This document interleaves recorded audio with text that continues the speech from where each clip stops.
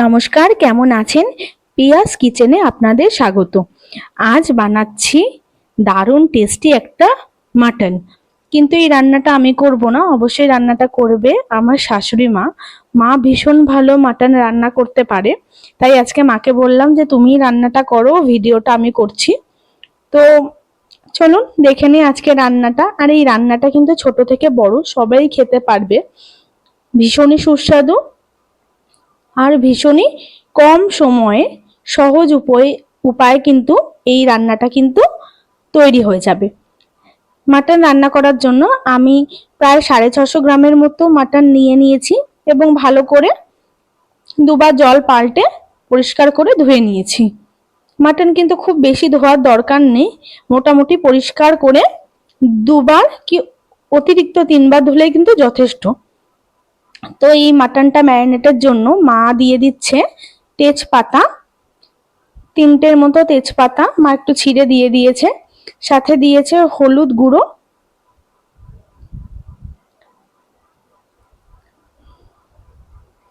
তারপর দিচ্ছে স্বাদ মতো নুন,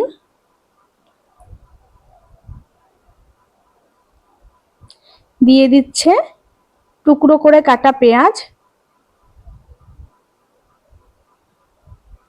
আর দিচ্ছি কিছুটা টমেটো। আপনারা চাইলে এখানে টক দইও ব্যবহার করতে পারেন, কিন্তু মা যেহেতু টমেটোটা দিচ্ছে তাই আর দইটা দেবে না।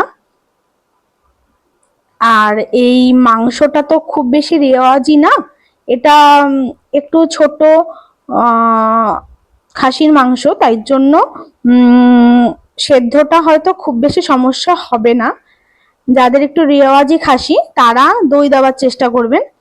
দিয়ে দিয়েছে বড় বড় 2 চামচ আদা রসুন পেস্ট, আর দিয়ে দিচ্ছে বেশ কিছুটা সর্ষের তেল। এবার কিন্তু হাত দিয়ে ভালোভাবে মাংসটার গায়ে গায়ে মশলাটা যাতে মেখে যায় তার জন্য ভালো করে হাত দিয়ে ডলে ডলে কিন্তু মাখতে হবে। যত ভালোভাবে মাখা হবে পেঁয়াজ আর সর্ষের তেলের একটা ঝাঁঝালো গন্ধ বেরোবে, এবং তাতেই কিন্তু মাংসের মধ্যে মশলাটা পর্যাপ্ত পরিমাণে ঢুকবে।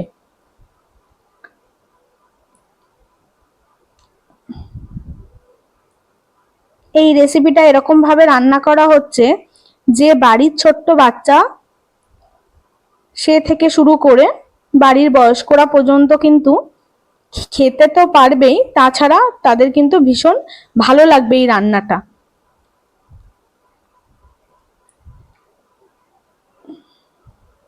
দেখুন ম্যারিনেশনটা কিন্তু একদম তৈরি হয়ে গেছে। এবার এটাকে সাইডে রেখে একটা কড়াই বসিয়ে তাতে কিছুটা সর্ষের তেল দিয়ে দেবো। বেশি দিতে হবে না, অল্প একটু দিলেই হবে, যেহেতু খাসির মাংসের গায়ে চর্বি থাকে এবং যেহেতু সর্ষের তেল দিয়ে মাখা, তাই খুব বেশি তেল কিন্তু দরকার নেই। এইখানে আমি কিছুটা গোটা গরম মশলা, লবঙ্গ, দারচিনি আর এলাচ একটু ফাটিয়ে নিয়ে দিয়ে দিয়েছি। এবার এটাকে একটু নাড়াচাড়া করে নেব যাতে এটা সুন্দর গন্ধটা তেলের মধ্যে ছড়িয়ে যায়, এবং এছাড়া দিয়ে দেব 1/2 চামচ চিনি। মা বলে মাটন দেওয়ার আগে যদি চিনি দেওয়া হয় তাতে কিন্তু রং এবং স্বাদ দুটোই খুব সুন্দর হয়।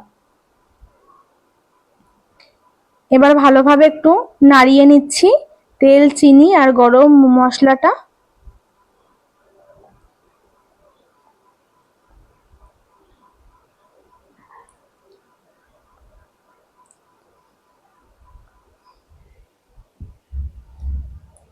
এবার কিন্তু ওই ম্যারিনেট করা মাটনটা কিন্তু এর মধ্যে এবার দিয়ে দেব। কারোর হাতে সময় থাকলে 30 মিনিটও রাখতে পারেন,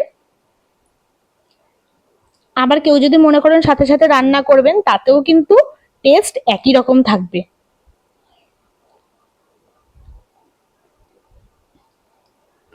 এবার ভালোভাবে নাড়াচাড়া করতে হবে।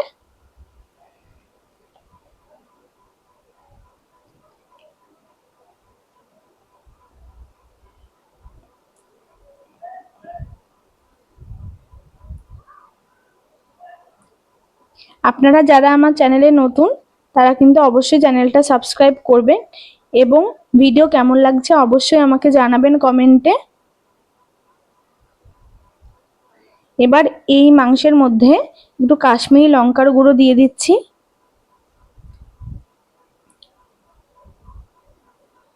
কাশ্মীরি লঙ্কার গুঁড়োতে কিন্তু খুব বেশি ঝাল হয় না, শুধুমাত্র রঙের জন্য দেওয়া।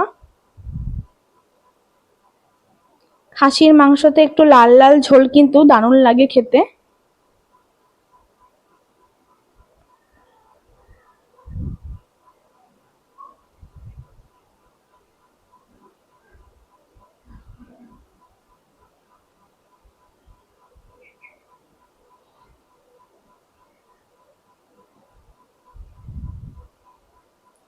একটু ভালো করে নাড়াচাড়া করতে হবে এবং এইভাবে কিন্তু ঢেকে ঢেকে অনেকক্ষণ ধরে রান্না করতে হবে, যতক্ষণ মাংসটা পুরো ভাজা ভাজা না হয়ে যাবে এবং তেল না ছেড়ে দেবে।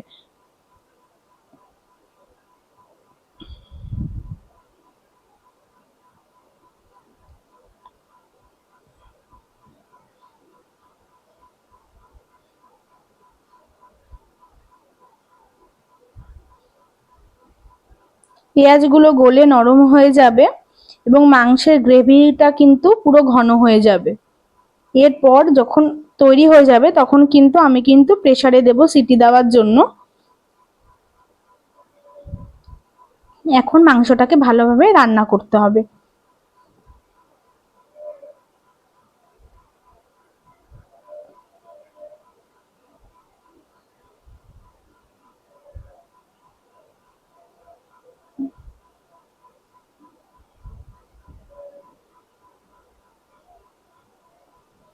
এবার কিন্তু আমি একটু ঢেকে দেব।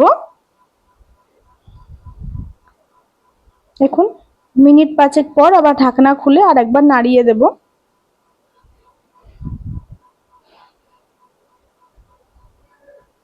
পেঁয়াজ থেকে কিন্তু জল বেরোতে শুরু করে দিয়েছে এবং মাংসটাও ভালোভাবে রান্না হচ্ছে।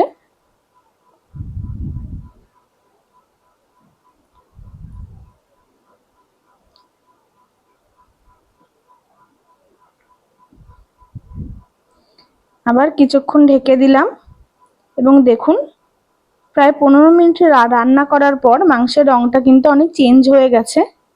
এইভাবে কিন্তু ঢেকে ঢেকে রান্না করতে হবে।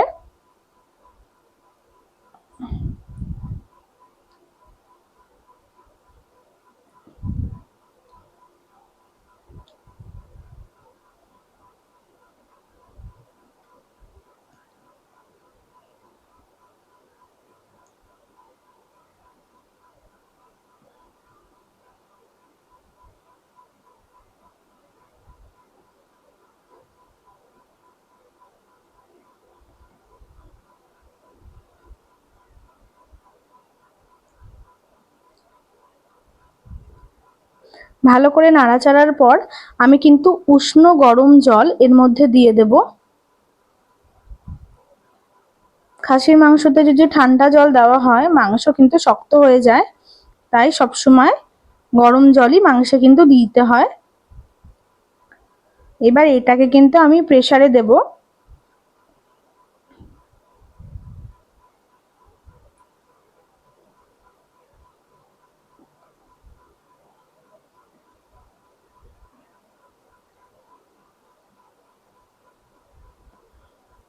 এবার কিন্তু আমি আস্তে করে এটাকে ঢেলে প্রেসারে দিয়ে দেব এবং প্রেসারে আমি 4টে সিটি দেব।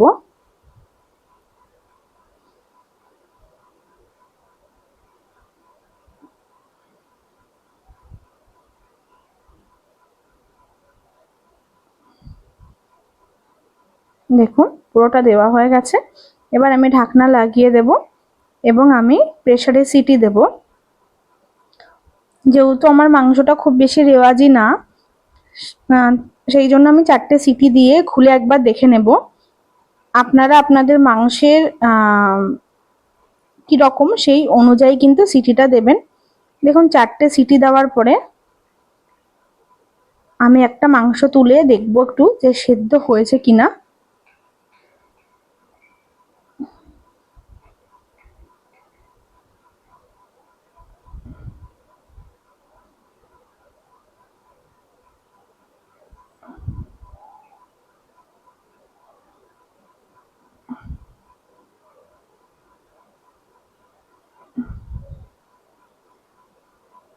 একটা মাংস বড্ড গরম ছিল, একদম কিন্তু নরম হয়ে গেছে মাংসটা।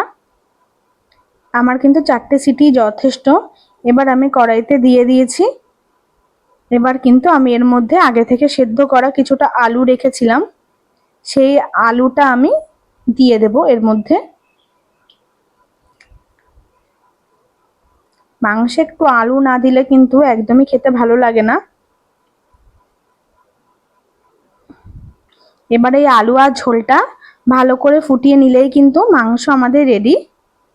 কেউ চাইলে গরম মশলা দিতেই পারেন, যেহেতু আমি গোটা গরম মশলা দিয়েছিলাম তাই আর গরম মশলা গুঁড়ো আমার আর দরকার নেই। শুধু নুনটা একটু চেক করে নেবেন। এবার একটু নাড়িয়ে ঝোলটাকে ভালোভাবে ফুটিয়ে নেব।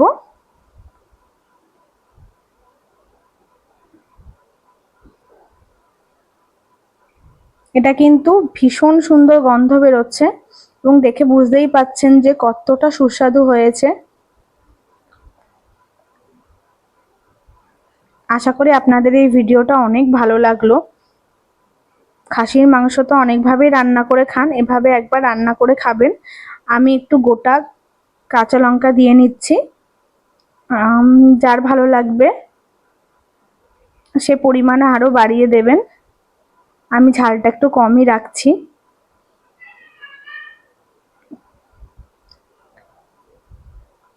এবার এটাকে ভালো করে ফুটলে কিন্তু আমাদের মাংস একদম তৈরি হয়ে যাবে।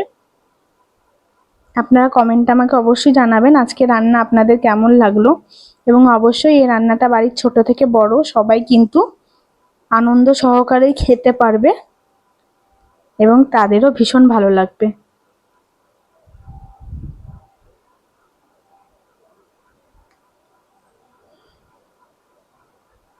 দেখুন মাংস কিন্তু পুরো ফুটে উঠেছে। আমাদের গরম গরম খাসির মাংসের ঝোল কিন্তু একদম তৈরি হয়ে গেছে। আশা করি এই সহজ রেসিপিটা আপনাদের অনেক ভালো লাগলো। আমাকে অবশ্যই কমেন্টে জানাবেন। আজ আসি, ভালো থাকবেন। ভিডিও দেখার জন্য অনেক ধন্যবাদ। নমস্কার।